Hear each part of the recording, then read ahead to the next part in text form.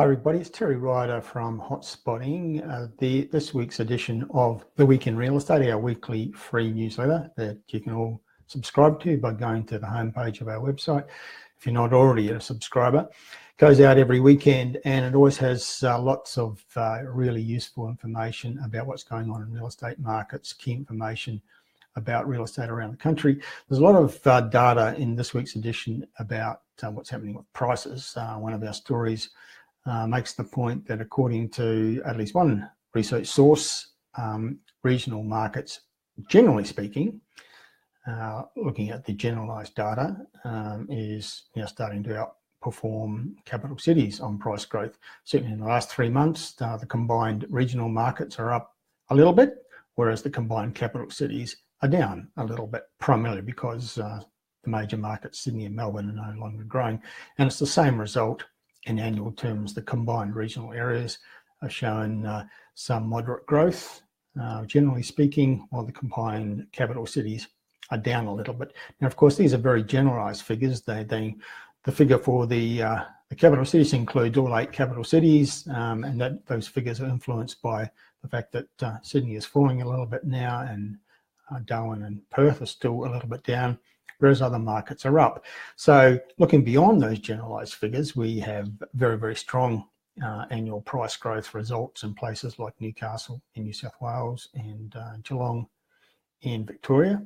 And also amongst the capital cities, Hobart is still performing very strongly. It's the leading capital city for price growth in annual terms and in quarterly terms at the moment.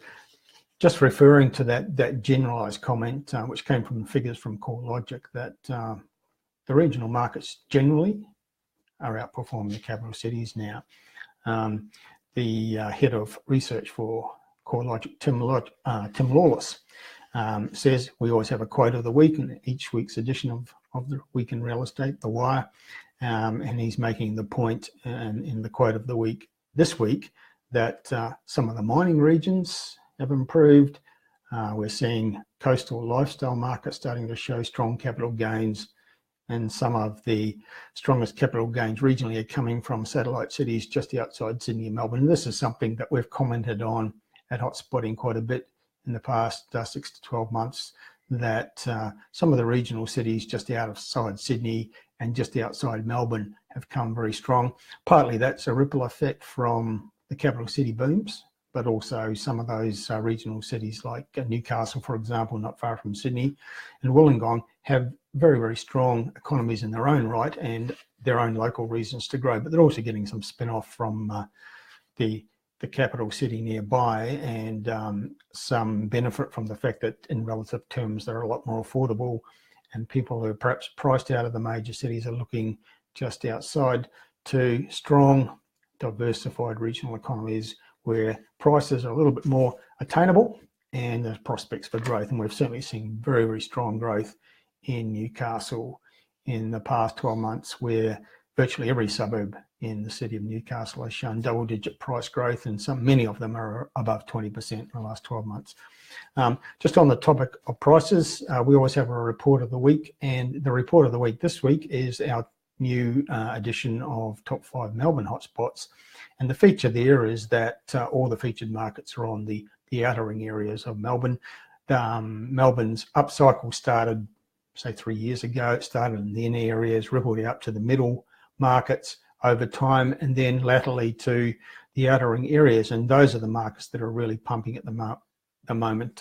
Melbourne generally is past its peak and starting to wind down, but the areas that are still pumping strongly with big turnover of houses driven by affordability primarily are those outer ring areas, and that's where we're seeing very, very strong price growth. Again, someone took my comment about Newcastle, their local government areas and the outer fringes of the Melbourne metropolitan area, where every suburb has had double-digit growth and many are above 20% in the last 12 months. So that's something to look out for, the Top 5 Melbourne Hotspots report that we published this week. I also have one of these live broadcasts that I made earlier in the week featured in this week's edition of The Wire, and it's the one where I comment about some of the newspaper headlines this week, which I thought were very, very silly, playing way too much emphasis on month-to-month changes and price growth, suggesting that because the the latest figures from one source suggested that the rate of decline in Sydney prices had slowed down a bit. The decline, the correction in the Sydney market was over, and Sydney was going to return to boom very soon. Well, I just think that's nonsense, and it's all based on very flimsy evidence, 1 month's figures from one source. I think the correction phase for the Sydney market, which isn't going to be too dramatic, I don't think, but it will go on for much longer than this. The last time Sydney had a boom, way back at the start of the century, where it had 3 years of price growth, which in percentage terms was much stronger than what we've seen from Sydney in the last 3 or 4 years, in fact. And after that, there was a period of about 18 months where prices declined a little bit, a minor correction before the markets moved out again. And I expect something pretty similar to happen this time around. Other stories in this week's edition of The Wire, we observed that the Reserve Bank, yet again for the 20th consecutive month, has kept the official interest rate on hold, but it's all kind of irrelevant to people who have mortgages, because the major lenders are out there setting their own interest rate levels, sometimes lifting them, sometimes cutting them. And most recently, I think what we've seen is that there's been a return to strong competition amongst the major banks, competing for investor business now that they think they've fulfilled all the requirements from APRA, who had a bit of a clampdown on certain types of investor lending a couple of times in the recent years. And now that the banks are back in alignment with what APRA seems to think it wants, they're back competing very strongly for investor lending. And so there's been some evidence of cutting of interest rates by the banks, against the background where the Reserve Bank has kept the official rate on hold yet again. There's one of my podcasts in this week's edition of The Wire where I talk about some of the background factors that are really important if you're trying to identify where the next growth markets are going to come in terms of price growth. It's very wise to be aware of the influence that the local economy and factors like population growth have on real estate prices. So I talk about that in this week's podcast that's included in this week's edition of The Week in Real Estate, The Wire. And there's also an article in The Wire this week talking about the fact that the job situation, nationally speaking, has improved a lot. The odds of finding a job have shortened dramatically, according to this article, because there are fewer people competing now for each of the job vacancies that are out there in the economy. And it says that the unemployed to vacancies ratio right now is the best it's been since 2011. So that's the best in 7 years. Just further evidence that the overall economy is quite solid. But what's most important is what's happening in individual local economies, state economies, a lot more important, I think, than what's happening in national economies. So the New South Wales economy has been the strongest in Australia for the last 4 to 5 years, and that's had a big influence on Sydney being the leading boom market. Victoria's been the number 2 economy, and Melbourne's been the number 2 market. And at the opposite end of the scale, Northern Territory and Western Australia being the weakest economies, and the capital cities of those 2 places, Darwin and Perth, have had real estate prices going backwards. So just be aware of the importance of local economies for capital cities and for regional centres, and be aware of the influence factors such as jobs creation, infrastructure spending and population growth have on all of that, and it all feeds into what happens with local real estate markets.